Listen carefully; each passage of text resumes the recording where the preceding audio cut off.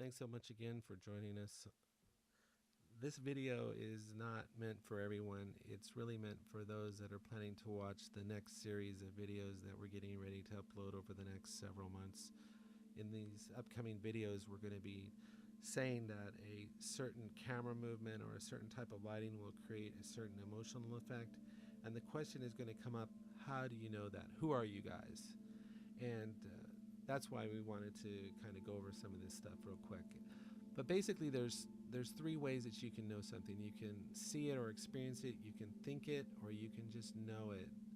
And really the strongest way to know something is by direct experience. The other ways are equally valid, but direct experience of going out and trying something is the strongest way to know something.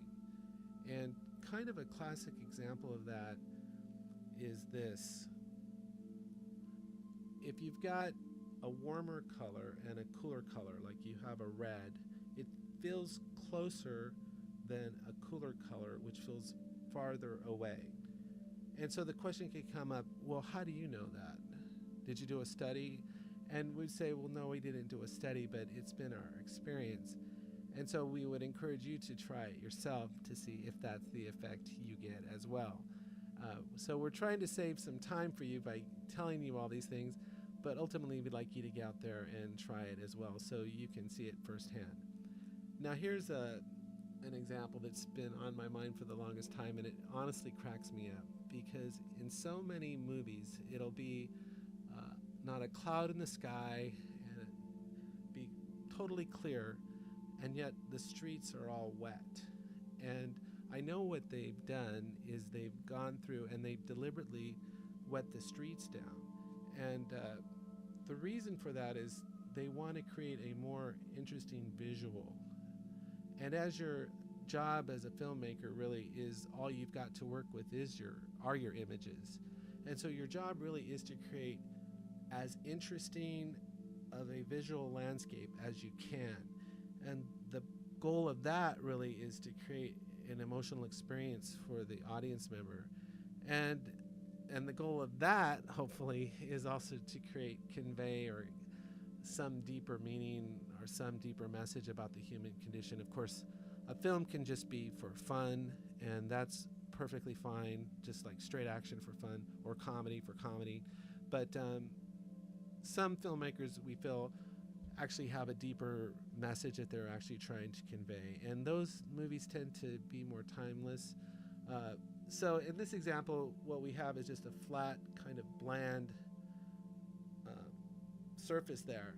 But if you go along and you put water down on the ground, it actually makes it a lot more interesting. It turns the ground now into almost a mirror where it's reflecting, the ground is reflecting the reality from above. And so it's a really simple thing to do, but it actually creates more visual interest. And someone could say, well, how do you know that it makes it more interesting? And we would say, in the most helpful way possible is to try it yourself. So the next time you're setting up a scene, and if it's possible, try to wet the ground before you film. And what you'll do is you'll actually create a more interesting visual landscape, one that's more likely to hold the viewer's interest and engage them emotionally versus just something that's flat and has no reflection at all.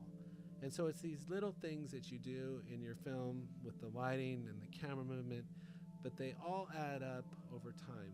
These little tiny elements all add up and in total to create a certain emotional effect that hopefully engages the viewer emotionally and holds their interest.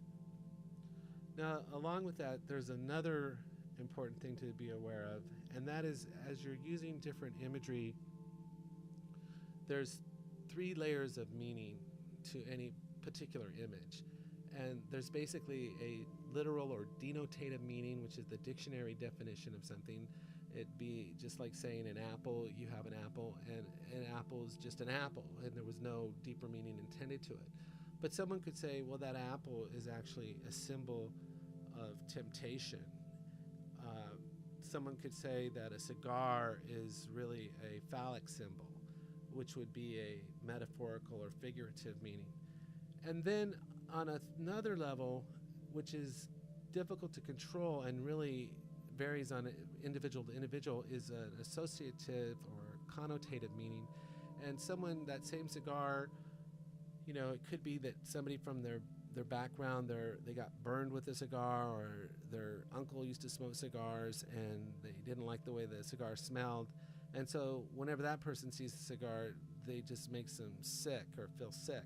And so there's all these, at least these three levels of meaning associated with any particular image, and it's something just to be aware of as a filmmaker, because you don't want to inadvertently communicate something that you didn't intend. And so here's an example of just an image. It's a tree, and on one level it could just be what it is. It's just a tree, and you might just have a car going down the road and you didn't have any deeper meaning to it. However, your story could be about a family that's moves around a lot, and the theme of the story is the need for them to put down roots somewhere. And so the tree really takes on a meaning, figurative meaning of the family and of the family's need to put down roots. And then you may have, again, somebody in the audience who's kind of an outlier, and maybe as a kid they fell out of a tree and so when they see trees they just have a flashback, and but hopefully those people are in the minority. Here's another example of apple pie. It could just be apple pie and there's no deeper meaning to it. However, at least in America, apple pie is usually associated with comfort and home and domestication and mom, and so it could actually have a figurative meaning of home. And then again, at the third level, you could have someone that's allergic to apples and they see apple pie and it just makes them want to throw up. But it's hopefully those people are in the minority, but it's just something to be aware of as a filmmaker. Now here's really where we're going with a lot of this. So here's a classic camera move, really, from a dolly to the right, a trucking movement from left to right. And really, these movements should usually be done as a reveal. But also, in addition to that, the movement from left to right, at least in Western culture, is associated with reading. So it's a very natural movement for Westerners from left to right because that's the way they read. And so if you want to convey a sense of naturalness, of things following a natural order, of the way things should be, you would have it moving from left to right. However, if you wanted to create a sense of anxiety or something's not quite right, you could move the camera from right to left as your reveal. And again, you might say, well, how do we know that? And we would say, from our direct experience with the camera. Now here's something that comes up a lot, and it's just a concept to be aware of as a filmmaker, is that you may have in your mind that you've got a certain image or you've got a certain story, and you're trying to convey a certain message symbolically. But just because that's what you meant, that doesn't necessarily mean that's how people are going to take it.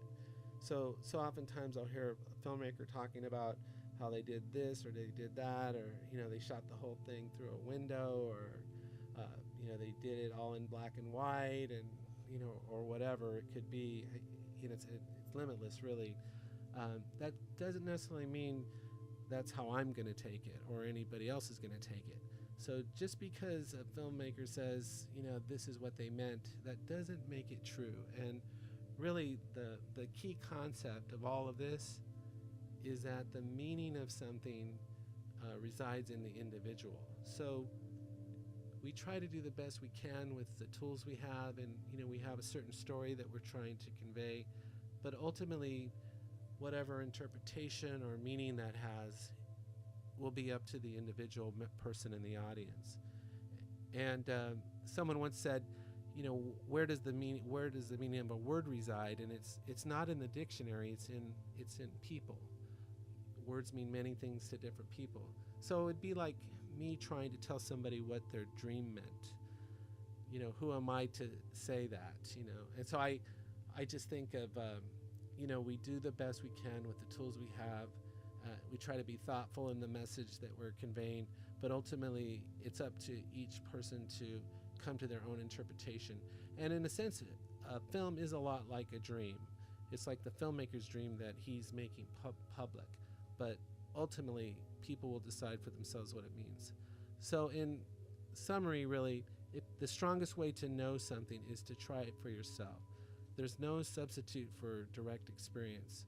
A lot of the techniques that we're going to be telling you about, we have found them to be true from direct experience with the camera, and so we feel that is the strongest position and gives us a lot of confidence to say this particular movement, this particular technique will create this certain effect.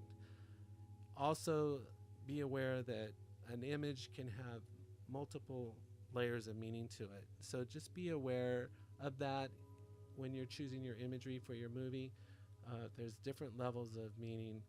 And then ultimately, at the end of the day, just do the best you can with what you have, but know that the individual will decide what it means for themselves. And so I just want to thank you. We want to thank you for watching, and we really appreciate you taking the time to watch this. And we really look forward to the next series of videos that we're going to be uploading. So thank you very much, and have a great day.